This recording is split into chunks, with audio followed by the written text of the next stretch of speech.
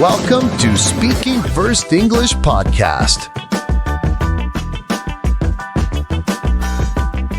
Emma, I have a question for you. Go ahead, Daniel. How was your weekend? It was good. I went to the park. I ate pizza. I saw a movie. I slept. Oh no, stop, please stop. I am falling asleep already. Boring, right? But Daniel, tell the truth. How many English learners sound exactly like that? Honestly, about 90% of them. They have the vocabulary, they know the verbs, but they sound like robots. Exactly, and that is why we are here today. Hi, everyone. Welcome back to Speaking First English. I'm Emma. And I'm Daniel. Today is a special episode because we are fixing your yesterday. We are going to take you from that robotic B1 level to a smooth, flowing, natural B2 or C1 level. We are going to cover the glue words that connect your sentences. We will teach you how to paint a picture with the past continuous. We have a crucial segment on pronunciation that you are probably getting wrong. And finally, we will teach you how to listen so that people actually want to talk to you. This is going to be a full masterclass. So grab a coffee, hit that subscribe button right now so you don't lose this channel, and let's get started. Segment 1. The glue. Sequencers and connectors. So Emma, why do students do the robot talk? I went. I saw. I did. It's because they treat every sentence like a separate island. They forget to build bridges between them. In English, we call these bridges sequencers. Sequencers. These are words like after that, then, before, and once. Let's do a comparison. Daniel, tell me about your morning routine today, but give me the bad version first. Okay, bad version. I woke up, I took a shower, I got dressed, I ate breakfast, I left the house. Grammatically correct, but socially awkward. It feels choppy. Now, let's add the glue. Try again. Okay, the native version. Well, I woke up around 7 a.m. Once I got out of bed, I hopped straight into the shower. After that, I got dressed and went to the kitchen. I had a quick breakfast before finally leaving the house. Much better. Did you guys hear the difference? Daniel used once, after that, and before. It makes the story feel like one long event rather than 5 little events. Here is a pro tip for our listeners. Be careful with the word then. Oh, good point. Students love then. I went to the shop, then I bought milk, then I went home, then I cooked. Yeah, don't do that. It sounds repetitive. Try to swap then for afterwards or later on. Later on is a great phrase. For example, we went to the cinema. Later on, we grabbed some dinner. Perfect. Listeners, I have a challenge for you. Pause the video for a second. Look at your day yesterday. I want you to write one sentence in the comments using the word afterwards. Yes, put it in the comments. We read all of them. I finished work. Afterwards, I went to the gym. Something like that. Segment 2, setting the mood, past continuous. Okay, moving on to my favorite tense, the storytelling tense. You mean the past continuous? Yes, was or were plus verbing. Daniel, imagine you're watching a movie. The past simple is the action. Boom, crash, he arrived. Right. But the past continuous is the background scenery. It tells us what was happening in the background. Can you give us an example? Let's say a travel story. Sure. Here's a sentence without past continuous. I arrived in Paris. It rained. I found a hotel. Boring. Give it some flavor. Okay, listen to this. When I arrived in Paris, the sun was setting and the streetlights were turning on. People were walking home from work. Suddenly, it started to rain. Wow, I can actually see the sunset. I can see the people walking. That's the power of continuous. It puts the listener inside the memory. There is a specific structure we use a lot in English called the interruption. Yes, this is B2 gold. Something was happening when something happened. For example, I was sleeping when the phone rang. I was driving to the beach when the car broke down. Ugh, I hate when that happens. Me too, but it makes for a good story.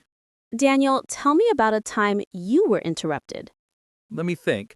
Okay, last week I was cooking dinner and listening to loud music Setting the scene, nice. when my neighbor knocked on the door to complain about the noise. Oops. See, the cooking was the background. The knock was the action. Guys, if you want to sound fluent, stop just listing facts. Paint the picture. Tell us what the weather was doing. Tell us what you were feeling. Segment 3, the pronunciation trap, ED endings. Now, we can't talk about the past without talking about the biggest pronunciation mistake in the world. I know exactly what you're going to say, the ED endings. Yes, regular verbs in the past end in ED, like worked, played, started. But Daniel, do we pronounce them all the same? No way. This is where people sound like robots. They say worked, played, started. Please never say work it. There are actually 3 sounds. Listeners, we have the hard T, the soft D, and the id sound. Let's break it down. When do we use the id sound? Because that's the one students try to use for everything. We only use the extra syllable id when the verb ends in a T or a D. For example, want. It ends in T, so it becomes wanted. Need. It ends in D, so it becomes needed. Okay, start. Started. Correct. Now, what about a word like work? It ends in a K sound, so we use the T sound, worked. One syllable, worked. Exactly. Not worked, just worked. What about cook? Cooked. I cooked dinner. Perfect. And for most other words, we use the soft D. Play becomes played. Call becomes called. So not played. No, if you say I played football, you sound A1 level. If you say I played football, you sound B2 level immediately. Let's do a quick quiz. I say a verb, Emma, you say the past tense correctly. Listeners, try to guess before Emma speaks. First word, wash. Washed. T sound. Decide. Decided. Id sound. Love. Loved. D sound. If you master this rule, your English will sound instantly smoother. Segment 4. Nostalgia. Used to. All right, we've talked about the yesterday, but what about long ago? Ah, the good old days. When we talk about past habits, things we did regularly but don't do anymore, we need a special phrase. Used to. Now, careful with the pronunciation again. It is written use D to, but we say it fast. Used to with the hard S. Right, we don't pronounce the Z sound. It's not I used to, it's I used to. Tell us something you used to do when you were a kid. Okay, when I was about 10 years old, I used to collect comic books. I had hundreds of them. Do you still collect them? No, I sold them all. That's why I say I used to. It's a finished chapter of my life. What about you, Emma? Well, I used to be terrified of dogs. Really? But you have a dog now. I know, that's the point. I used to be scared, but I'm not anymore. This structure is so emotional. It tells a story of change. Listeners, think about your life. What is something that you used to hate, but now you love? Is it coffee? Is it waking up early? Is it English grammar? I hope they love English grammar now. Segment 5, The Listener's Job, Mastering Reactions. Okay, Em, we have 1 minute left. We need to teach them the most important social skill, active listening. Precisely. A conversation is two people. If I tell you a story, you can't just stare silently. You need to react. I have 3 essential reaction phrases you must use. I'll model the reaction, you introduce the phrase. First, for surprise or disbelief, use the phrase, no way. It's great for unexpected news.